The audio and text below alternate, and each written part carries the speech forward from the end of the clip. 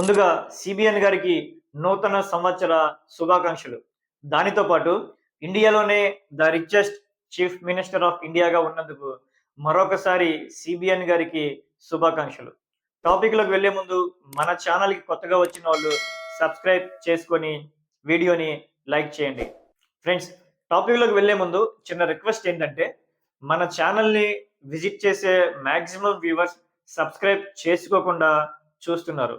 So, నా request ఏంటంటే మేము అప్‌లోడ్ చేసే వీడియోస్ మీకు నోటిఫికేషన్ ద్వారా వచ్చి మీరు మిస్ అవ్వకుండా ఉండాలి అంటే ఇప్పుడే సబ్స్క్రైబ్ చేసుకొని నోటిఫికేషన్ బెల్ ఐకాన్ మీద ఆల్ అని పెట్టుకొని క్లిక్ చేయండి. ఫ్రెండ్స్, రీసెంట్‌గా ఇండియాలో ఉన్న 31 స్టేట్స్‌కి చెందిన ముఖ్యమంత్రులు ఎవరైతే ఉన్నారో వాళ్ళందరిలోనూ 931,00,00,000 అసెట్స్‌తో ఆస్తులతో మన చంద్రబాబు గారు ఇండియాలోనే the richest chief minister of ఇండియాగా ఫస్ట్ ప్లేస్‌లో ఉన్నారు అని ఏడీఆర్ అనే సంస్థ రిపోర్ట్‌ని రిలీజ్ చేసింది. గతంలో ఇదే ఏడీఆర్ సంస్థ 2023లో richest chief ministers of India జాబితాని రిలీజ్ చేసింది. దీంట్లో జగన్మోహన్ రెడ్డి గారు 510,00,00,000 అసెట్స్‌తో ఆస్తులతో ఫస్ట్ ప్లేస్‌లో ఉన్నారు.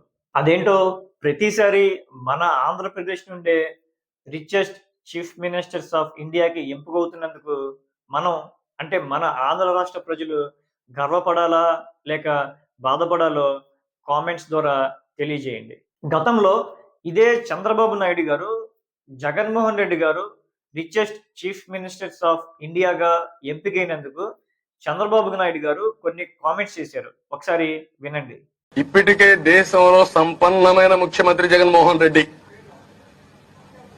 అతను ఒక్కడి దగ్గరనే డబ్బులు ఉండాలా, ఆయన గ్యాంగ్ దగ్గర డబ్బులు ఉండాలా? ఫ్రెండ్స్, విన్నారుగా సిబిఎన్ గారు ఏం మాట్లాడారో?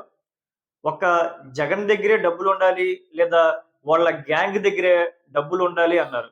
ఇప్పుడు ఎవరి దగ్గర ఎక్కువ డబ్బులు ఉన్నాయి, ఏ గ్యాంగ్ దగ్గర డబ్బులు ఎక్కువ ఉన్నాయి అనేది సిబిఎన్ గారు మాట్లాడాలి. ఇండియాకి రిచెస్ట్ సీఎంస్‌ని ఇచ్చే ప్రొడక్టివిటీ, క్యాపబిలిటీ ఒక్క ఆంధ్ర రాష్ట్రానికే చెందినందుకు ఆంధ్ర రాష్ట్ర ప్రజలు తగ్గేదేలే. Subscribe please.